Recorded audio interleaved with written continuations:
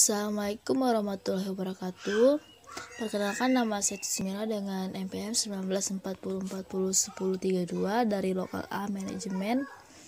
Baiklah, di sini saya akan menjelaskan mengenai materi bab 2, yaitu tentang konsep dasar sistem informasi dan sistem teknologi informasi. Baiklah, pada pembahasan pertama yaitu mengenai definisi sistem. Pendekatan prosedur yaitu kumpulan dari prosedur-prosedur yang mempunyai tujuan tertentu. Kemudian pendekatan komponen itu kumpulan dari komponen yang saling berhubungan satu dengan yang lainnya membentuk satu kesatuan yang untuk mencapai tujuan tertentu. Kemudian di sini yang kedua ada dari tujuan sistem informasi, yaitu yang pertama ada relevance. Ketika hasil data yang diolah relevan dengan yang dibutuhkan atau yang diharapkan.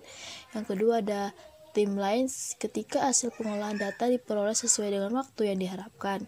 Dan yang ketiga ada akurat, ketika hasil pengolahan data dapat diyakini ketepatan atau kebenarannya.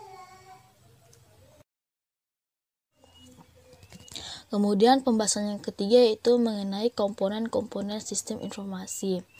Ada beberapa komponen dalam sistem informasi, seperti yang dilihat pada gambar tersebut. Ada silkus model data, di mana ada input, kemudian ke model, dan ada outputnya. Kemudian ada silkus pengolahan data yang dikembangkan. Di sini ada input, model ini bisa dari basis data, kemudian ada output.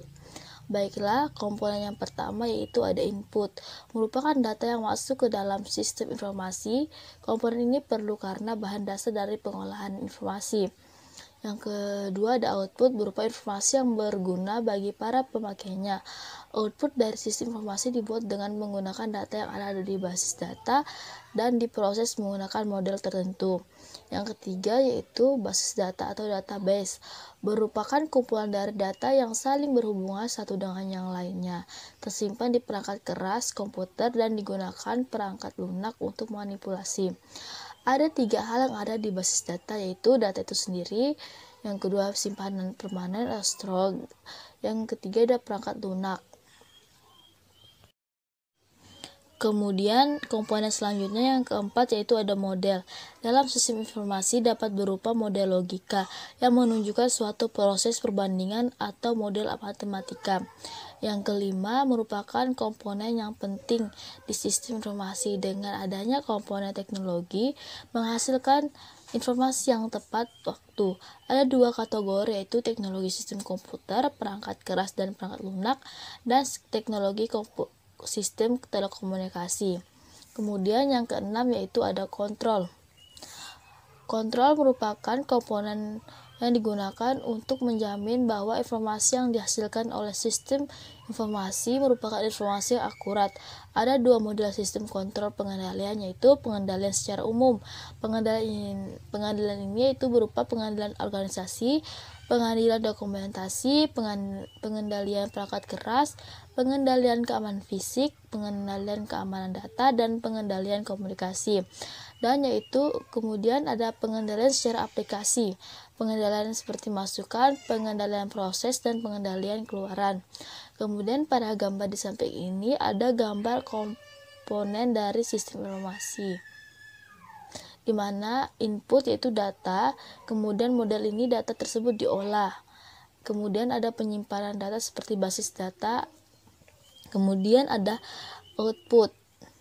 Nah, dari struktur ini ada teknologi. Dalam penggunaannya teknologi ini digunakan untuk mengolah data-data tersebut dan ada sistem kontrolnya.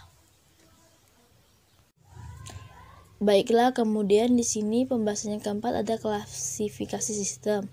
Ada beberapa klasifikasi sistem. Yang pertama ada klasifikasi sistem abstrak, kemudian sistem alamiah, yang ketiga ada sistem pasti, dan yang keempat ada sistem tertutup. Kemudian pembahasan yang kelima karakteristik sistem. Beberapa karakteristik sistem yaitu yang pertama mempunyai komponen-komponen sistem atau subsistem. Yang kedua ada mempunyai batas sistem. Yang ketiga ada mempunyai lingkungan luar. yang keempat mempunyai penghubung, dan yang kelima mempunyai tujuan. Kemudian pembahasan yang keenam yaitu mengenai sistem sosioteknologi.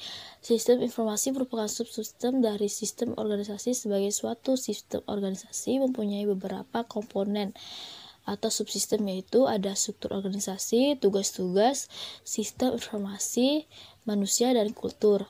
Semua sistem ini saling berkaitan dan berhubungan.